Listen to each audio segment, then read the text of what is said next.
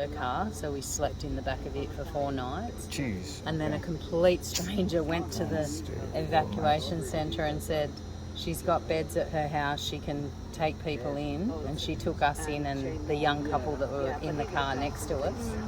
And we were able to sleep in her house, but we didn't want to outstay our welcome. It was kind of,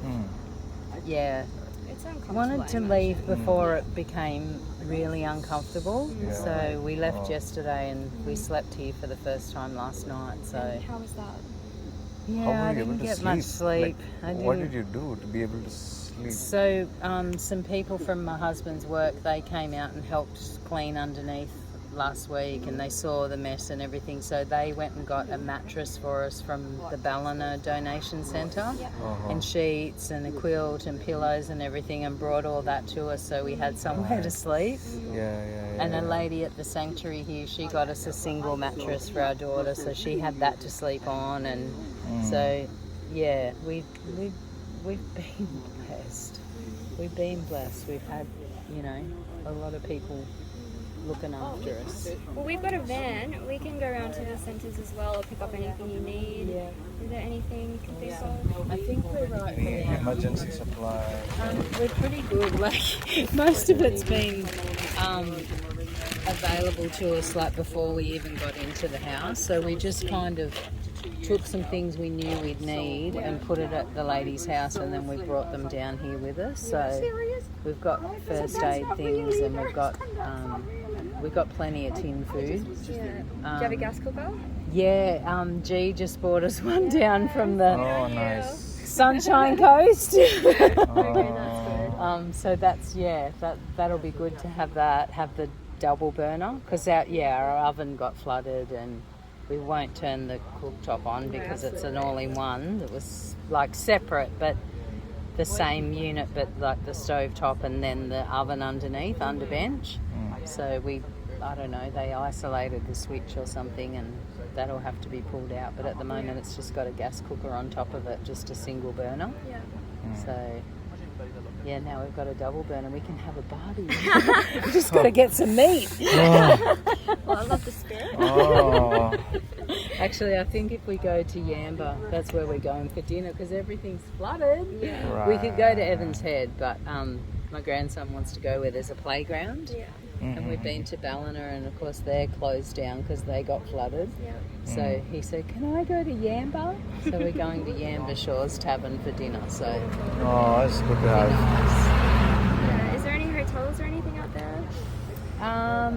Yeah, there is, but we've heard that a lot of people from here, because Woodburn and Broadwater, a lot of them evacuated to Evans Head, so they've taken up most of the places in the motels and, holiday accommodation. And we've heard of a lot of people here that have gone to Yamba, and then they're commuting back every day or every second day to do things at their properties. So I don't know how full, the accommodation is down there. But I mean, we can't even shut our front door properly. Like Paul really? did it, but he had to shoulder barge it. I can't do it. So he's a bit worried about staying away from here for too long. Because you get looters and people come through. Like, we saved the tools. The last thing we need is for someone to come and take them from you. Are people really coming and robbing? Well, they these places? were when the flood was on, and we've heard of someone up the other end of the street who's had stuff taken while they were out. We've never had anything. We've never had an issue here. I think we had heart it's just breaking. How do you do that to people? Oh my god, it's disgusting, isn't it? Like, while we were all at the evacuation centre, they were paddling around in their canoes trying to get into people's houses and take things. That's messed up. And do you know if they found any of those people, or they're just... The police asked for everyone to take photos of whoever they saw out and about. So we actually lent our kayak to a guy that was walking down the street to rescue his animals. So we said, take our kayak, and let him lend it. So he helped our daughter row around here just to have a look and check on our place. Now she's on the most wanted list. And then some other people, they wanted to row down to their house, so they went all the way down to the end of this street here. And someone actually stopped them and said, "What are you doing here? What's in that bag?" And That's we good, though. actually had to say, you know, I live at such and such. This is my name. Yeah. But the police said to do that, to take photographs. It's the last thing you need, isn't I it? know. You're just trying to get a few things of your own out, and then Just to Yeah. get back I on didn't even feet. think, like, that's not something that even crossed my mind, because, like, how could you, like, why would you do that that's to people how suffering? could you do that? Like, That's messed up. I'm it's so just sorry. no, it's disgusting. So I actually haven't heard that people were doing that, so yeah, that's really messed up to hear. I'm sorry. yeah, I don't. There's something wrong in their head to do that. I think they're teenage kids, but that doesn't excuse it. Like, if my kids came home with something like that in that situation, So, I'd kick their asses. I tell you. it's about like morals and principles. Yeah, it's just disgusting. Yeah. Do you know, like, I know everyone's not okay, but did everyone manage to get out and everything? I think here they did. I haven't heard of any loss of life here. I've heard some stories of people out of town from here that had no way of communicating, and it took a long time for them to get help, and they sat on their roof overnight and things like that. That's why we got out when we did, because our neighbours left, you know, by the time it sort of got, you know, probably about to where that white sort of plaque is, they started getting out, and I said to my husband, do we get out, like, what do we do? And we were okay, and it kept coming up, and then it came to the top stair, and the light came on upstairs. We realised we hadn't turned the power off, Oh, that's terrible. and no one had turned it on, and when I turned the switch on to check and turned it off, it went zzz, and he said, we're out of here. Yeah. So like we flagged down the SES, and he started calling the SES. Yeah. They said, oh, we'll be back. No one came back. No one came to help you. And then some people came. They were kind of going across there at an angle through that paddock. On a boat. Yeah. And then some other people came. And then the fireys came. And the fireys have been our absolute godsend through all of this. Yeah. Like, they fed us when there wasn't enough food at the evacuation centre.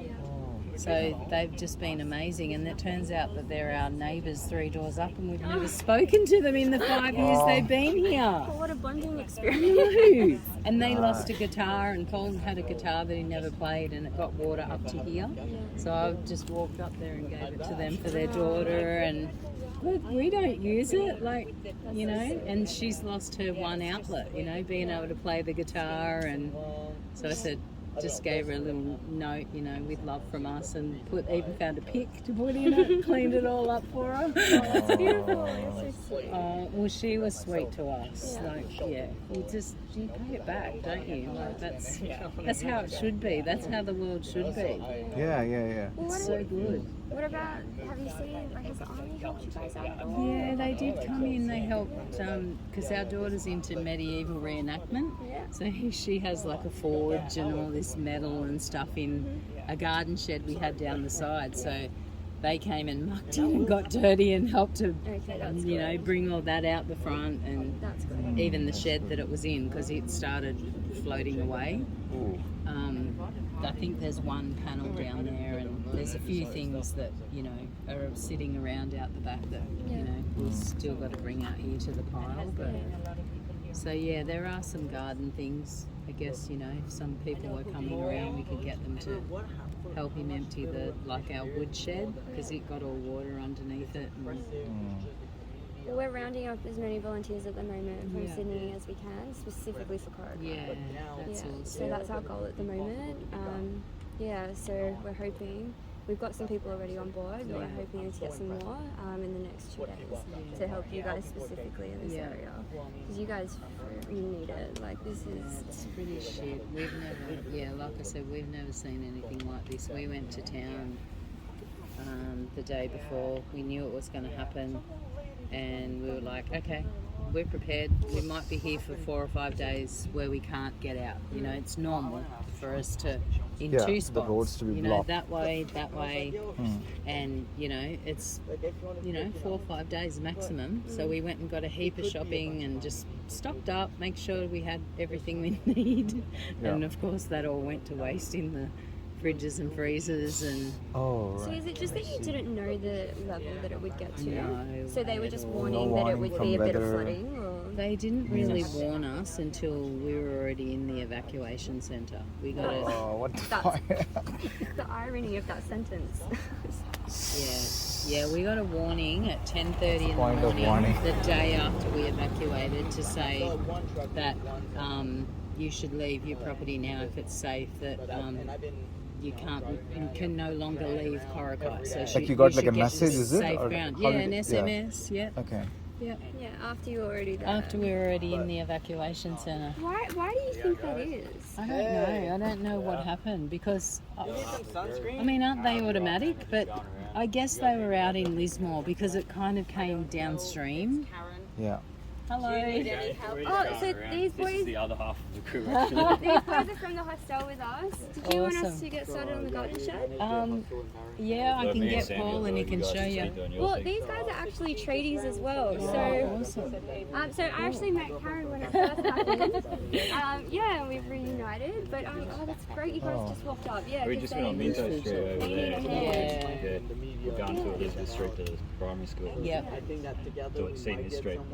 Yeah, so if you got some work for us. Yeah, these guys are lovely. That's Oh, Corey and thank you Sam. guys. Corey and Sam and Karen. Nice to meet you. Karen's beautiful. Oh. So are you. I'll go and find Paul. Thank you. All right. Thanks, guys. Thank you guys. You wrapped up Guys. at the perfect time. Yeah. Oh, how was that, guys? Got good information? Really good information. I don't have I think- internet. The way we're gonna do this.